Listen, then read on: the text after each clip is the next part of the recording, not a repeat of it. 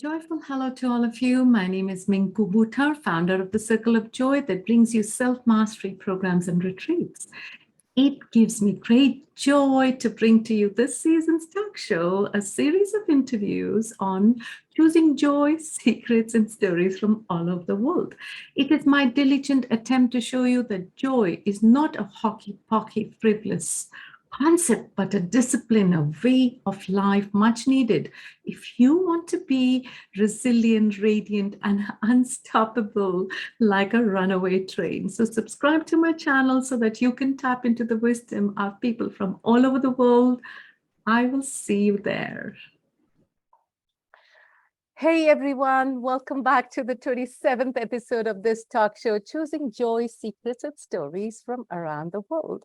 My name is Minnku Buttar, your host from India. Now, before we start today's much needed conversation with my soulful speaker, I want to share a small story. The story is real. So it's when Carl Jung, the great psychoanalyst, when he went to Taos Pueblo in New Mexico, all the way back, I think it was 1925, he met Uchuai Biano. He was the chief of the native people, and they both had a very strange interchange. Biano told Jung that according to his people, the whites and really apologize for bringing exactly his words to the talk show today. He said the whites were mad, uneasy, and restless, always wanting something.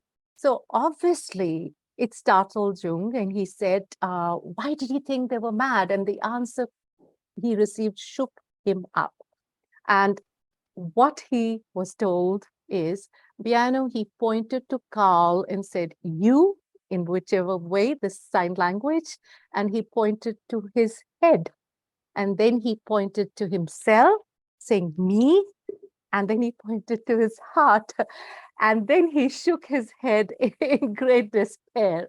Now, that realization, my dear friends, is what started Jung's lifelong psychological process of differentiating of the self from the conscious and the unconscious elements. I mean, that's what he is all about, and the outcomes of heart and head spaces. I have to tell you that ever since I read that story, I'm so interested. It's been now about a decade. And I finally get to have a real conversation on this topic with my very special guest speaker today. And why her? Because she, my dear friends, is an embodiment of the movement from the head to the heart. She's a self-leadership and empowerment coach.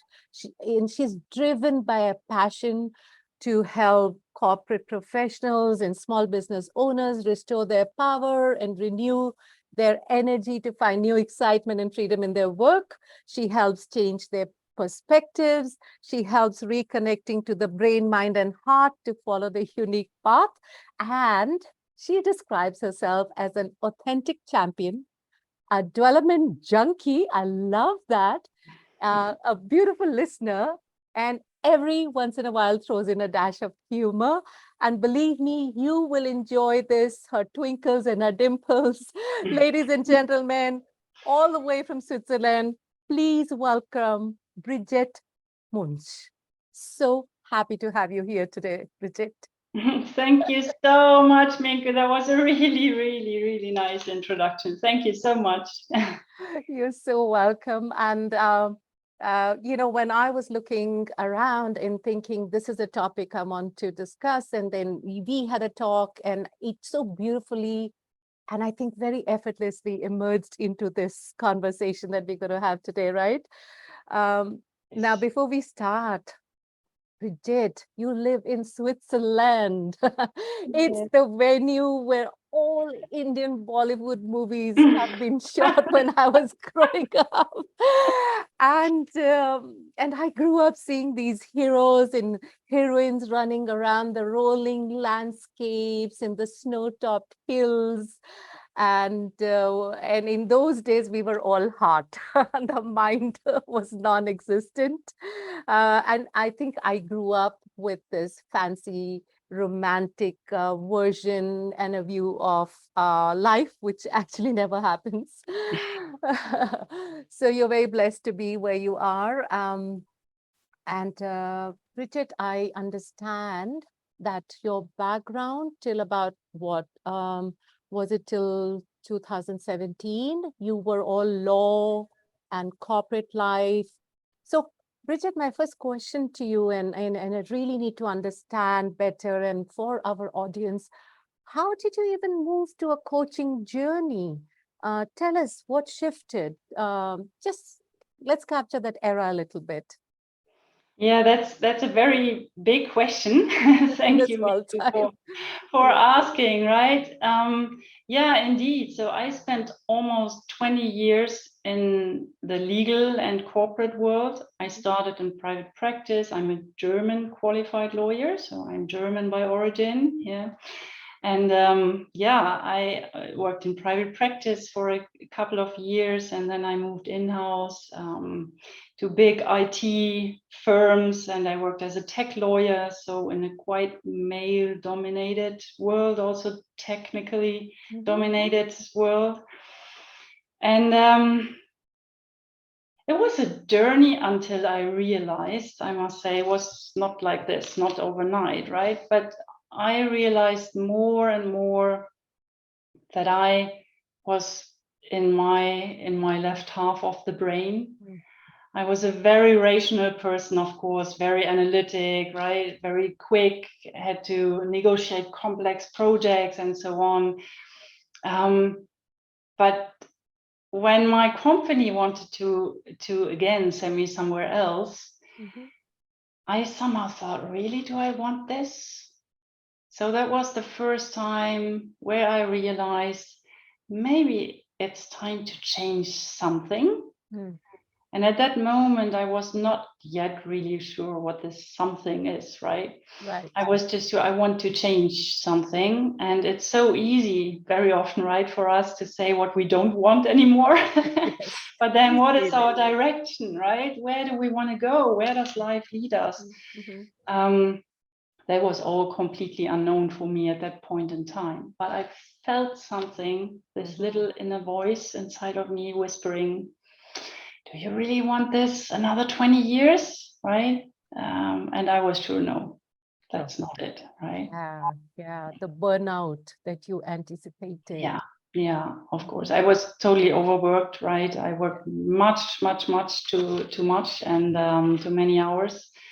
And I knew, yeah, life has to offer something else for me. And I want to give more from myself. I started asking these questions, what is my purpose? Where is my place? So I'm working for a company and I negotiate projects and complex contracts and help them earn a lot of money. Yeah. That really what I'm here for? Mm. And yeah, I started thinking a lot. So that was the starting point of my journey from law to coaching. Yes. And also from my brain, from my head to my heart, right? Yeah, that's beautiful. And I applaud you. I congratulate you, Brigitte, because how many people out there can really do this? There's a lot of us who don't have the courage because sometimes that is your bread and butter on the table. And sometimes we have huge responsibilities and we're saying, how are we going to manage even financially, for example?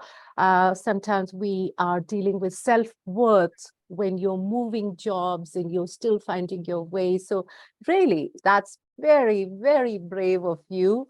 And so taking a step into your journey further, you are today again starting to coach corporates from the outside, but there's a shift, right? You are propagating to them to move from the mind to heart as well. So I want at this stage, I think it would be fantastic, Brigitte, if we broke this down for our listeners. I want our audience to understand the concept first. I think that's always a good place to start because we don't want people to start thinking that the mind is bad, because the mind is not bad, right? We need it, like you said beautifully, you were a lawyer, you needed to plan, you needed to sort details, you needed to take action. But this sudden emphasis, what does this mean according to you, Brigitte? Why is it so important? Because you've been on that side and now you're on this side. What does this mean, moving from the mind to heart? Could you break that down for our listeners? Yeah, I try to, right? That would be And wonderful. yeah, and by the way, I mean, I love thinking still, right? I'm a big thinker. Uh-huh. And I love learning, and I love structure also. Right. And maybe that helped me, or I'm sure it helped me on my journey also, going through all these changes you described, right? Because yeah, it takes courage. Yeah. But let me start with the first step. And the first step in such a situation where you realize this is not made for me, this is not the place I'm supposed to be. It's okay, where is my place? And you start searching, right? And of course, it's mind driven. You start thinking about it. But I realized it's not only taking place here, my search for my new place, it also has to be here. What am I feeling? Where am I drawing to, right? And I always loved working with people. And I, for example, also loved the psychology and negotiation situations. I wanted to understand, where does the other person come from? Wonderful. Right? And from a place of understanding, you get to solutions which is helpful for both sides, right? Wonderful. Yes. Yeah, it's not position based, so to say, right? I'm here and you are there. It's really, okay, let's try to find a solution which works for both of us and which makes sense, right? And that I try to apply, not really consciously, more subconsciously, I guess, right? Also to my own search, to my own journey. Where is my place? And I realized, yeah, it's this working with people. I want to give something back. Right. I want to serve people. This is for sure my purpose, right? And when talking about courage, I always used to ask myself the question, okay, what is the worst thing which can happen if it doesn't work out? Absolutely. Right. And it was pretty clear also from a financial side, of course, right? I had some savings, but I knew it will not go on forever with these savings. I can't not go and be a pensioner immediately. Right. Right. So of course, I have to earn my money as well, and I have to pay my bills, but I wanted to do that in line with my purpose and my values. And yeah, so I started also my whole personal development story. That's why I told you, right, I'm a personal development junkie. I really love it. I love that word. Part of it is in the brain still, right? But for me, it was a really, really, in the beginning, almost shocking, but then relieving experience also. Oh, I have feelings. I'm a human being, right? There is another half of my brain, right? Hello, Brigitte. There you are. More emotional part, if you want to call it the more feminine part, right? We all have inside of us. So I really started to listen to that part and to that inner voice, which came from my heart. Right. And I'm absolutely convinced that we need that part in modern leadership more than ever, right? Yes. A totally brain-driven or rational leadership, will not make anyone happy in the end. That in fact, I was going to lead into that question. So thank you so much for taking it up.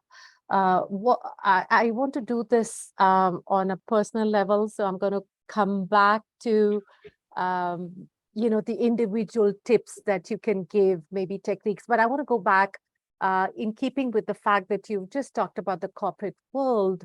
I'm just inquisitive. What's your experience, Brigitte, with working with personal development programs? Is it well received? Do you think that the organizational team leaders even think it's necessary to invest in employees' well-being? What are you hearing from the other side? Yeah, I think we are in a time of change when Okay. it comes to that question, right? So Mhm. I think more and more people notice also from their own experience that, yes, we need it. It's sometimes difficult. It depends a lot on the company, right? Right. It's really a thing when the management on the management level, people are convinced that they need it, Mhm. then it's a beautiful work, right? Easy as When they well. think they need it just for marketing purposes, Mhm. when it doesn't come from their heart, right, but only from their brain, Tick mark. right? Then exactly, right? Then it's sometimes really hard. What I realized though is that really the next generations Mhm. are really, yeah, they are intrigued by this. Oh. They have totally understood that it needs another leadership, a different one, right? A different kind of leadership.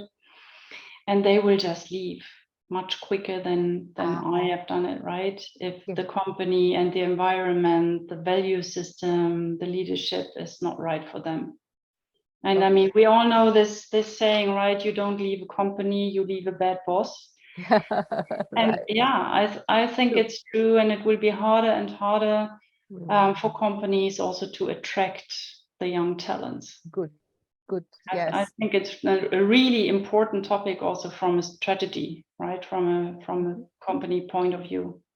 I think so, Richard, because we are, let's face it, we are part of very highly interconnected global economy now, right? Yes. And it's a no-brainer where I'm working with a few corporates and I get similar to you. I hear good news saying, yes, we are glad we invested because there's almost 80% efficiency level increases, productivity increases. For me, it's a no-brainer, Brigitte. I feel the HR should be focused on keeping their workers more motivated and engaged and happy. So that's amazing personal development work that you're doing out there in that part of the world, Brigitte. So happy that you've started on this beautiful journey. Can I, at this stage, take you back as well into a little bit more personalized space, if that's okay with you? Of course, yes, yes. Happy to share. So, knowing that, moving this movement from the mind to the heart can become such a cornerstone of spiritual transformation as well. How can one start this journey? Is there a ritual? Is there a technique, or what do you suggest that's those who are wanting to make this journey, how can they start? How can they remind themselves? What do you do? I would love to know that. Yes, I'm happy to share. Thank you. So for me, it's mainly two techniques I Mhm, use, mhm. and I use them for myself, and I Yeah. also use them in my one-to-one coachings, in group coachings, but also when I work with leadership Right. teams. Mm. And one is really meditation. So my first, no, let me go back a bit further, right? So I tried to do meditation for a couple of times, right? And I thought meditation is not for me. So they want me to stop thinking, but there are my thoughts and I Yeah. can't just stop them, right? And maybe it's just not for me. Mm. And then a friend of mine invited me to the 21-day meditation challenge made by Deepak Chopra a couple of years back. Mhm. I thought, okay, I will do that. I'm open and I try this out. And I really loved it. And I have days, I mean, it's still on my phone, right? So I have days today where I wake up in the morning and I just listen to that calm voice. Mhm. And it's a training, I realize, right? I'm still not at that place where I can just stop thinking. I don't but I think can anyone observe can. my thinking, right? Yes. And this is a really, really helpful technique for me. Mm, And the other thing I'm using, and that's super simple, it's really change your perspective and realize what you feel. mm, So when I realize in a situation, in a meeting, it can be in a meeting, in a workshop, in a conversation, also in a private conversation, that feelings come up, anger, sadness, disappointment, something's not going my way, right? yeah. I try to pause as soon as I can, right? And just take a couple of moments. Okay, what do I feel? And observe that in the same way. And what I did over time during the last years was really writing things down. For me, it's really this act of writing also, oh, this is what I feel. I'm this human being which has feelings, right? That's great. And then you write it down, bring it to paper, and I started to detect patterns. So same situations led to the same feelings or similar feelings. Yeah. Then I started, okay, why is that? What happened there? Is that true? What happens there? Why am I feeling this way, right? Why am I personally offended, for example, right? Why can I not just see it from a different angle? It's very, for me, it's really, really helpful. And it's really, in the end, it's really simple. Close your eyes and, right, feel what you feel, observe what you feel. And where you feel, I guess. And where you feel, yes, absolutely, right? So, for example, very, very personal, but for me, it's really just below my heart. It's in the area of my stomach where I feel a lot.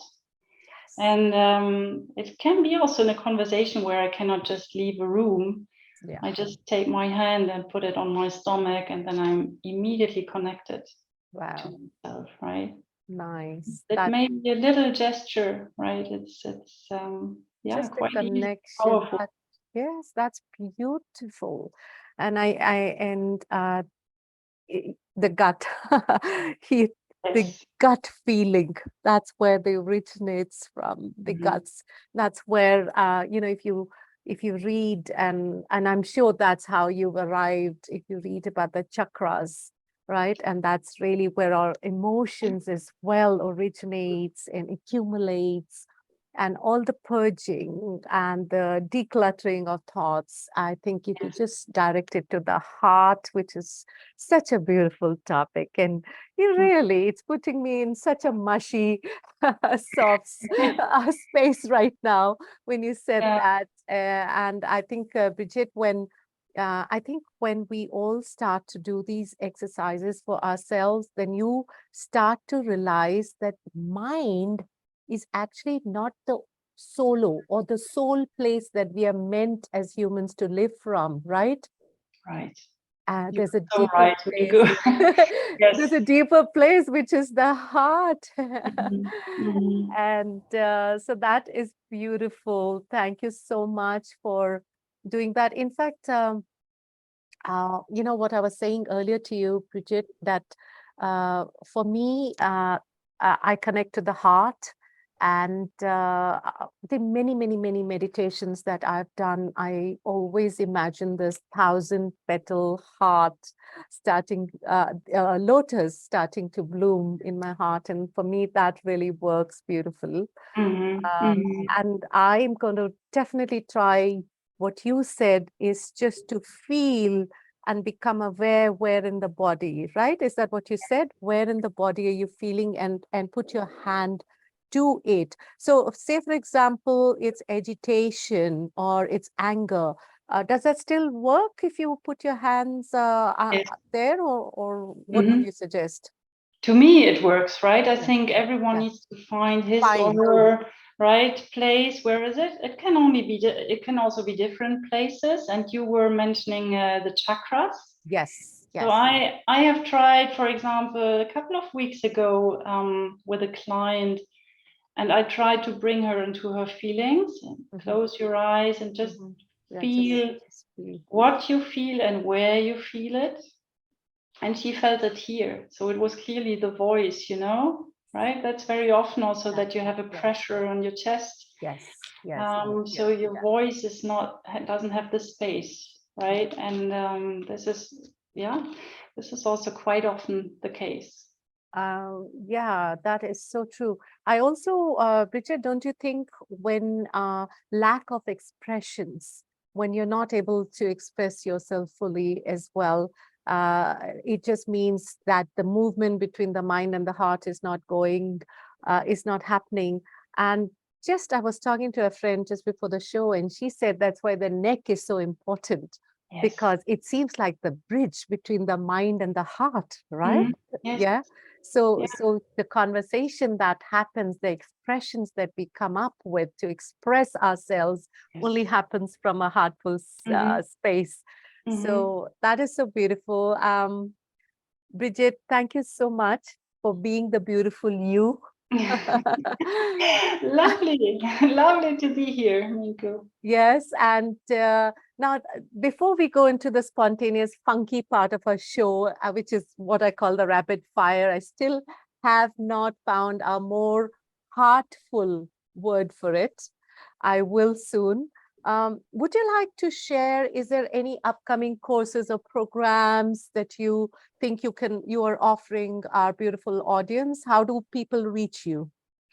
So best way to reach me is connect with me on LinkedIn or via my website. So that's a little story. I make it short. So my company is called Blue Mountain. I used my initials, BM, Brigitte Münch, right? Blue Mountain, which is related, first of all, to the beautiful country I live in now. Yes, I envy right? you. And that's my passion also, the mountains.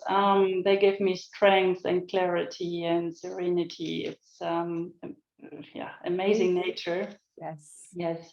And the color blue, right, which gives you calmness and also serenity, right? It broadens your horizon. Yeah. And it's an artist color depending on which blue you take, right? Yes. So my website is also available at bm-bluemountain.com. Okay. And there I also offer all my classes. So currently I have more or less spontaneous workshop, a mini workshop, which is 3 group coaching sessions and 1 one-to-one coaching session over 11 days. Wonderful.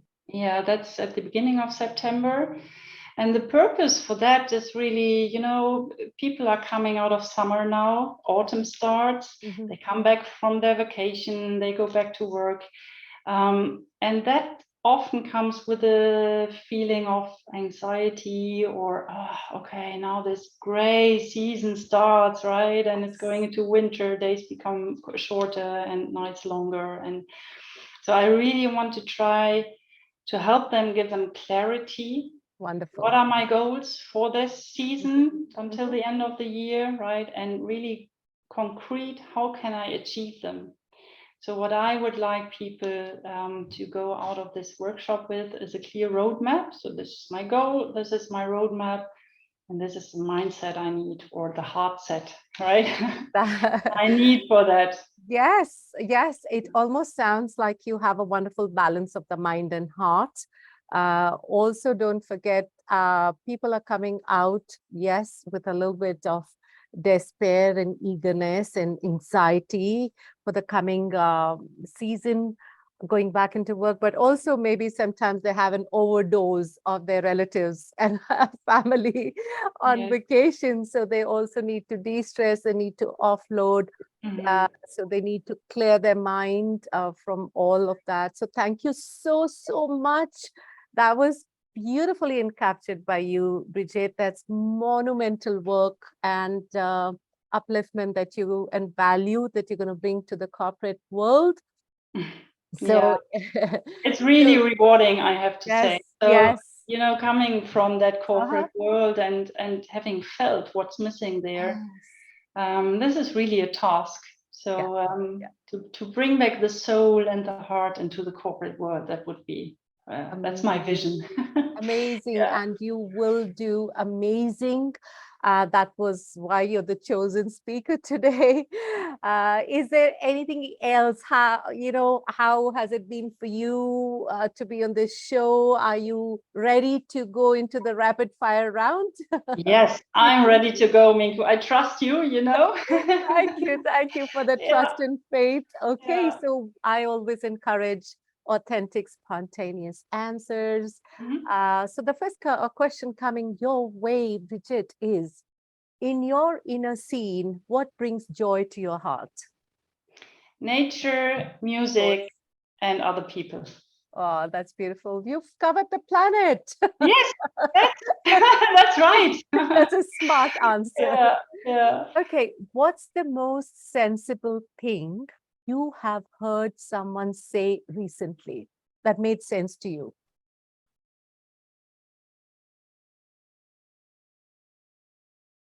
That was everything you desire is inside you. Oh, that is again beautiful. Brigitte, you are just so uncanny into like covering everything. You've covered the nature, you've covered the planet, and now you're diving into the Yeah, innermost aspect of humanity. That is so, so well said. Uh, yeah. if there was one self-love act that each one of us should do for ourselves, what would that be according to you?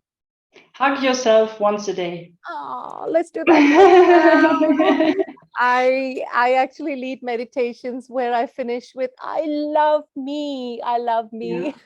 Yeah, That's yeah. I think we don't do that often enough, right? This is right. really we always try to push, or very often try to push ourselves away. And for me, self-love is not being selfish, right? This Oh is no. for many, it's really, but I can't love myself. I mean, I don't want to be selfish, right? Or Yes, egoistic, and yes. that's not the point. I had to Mm, learn that myself. So yeah. self-love, the boundaries, the spaces. Mhm. Absolutely. Thank you, Brigitte. That's it. It's a wrap. How does that feel? It's very, very nice, Minnku. Thank you so much. It's a pleasure and an honor to be here.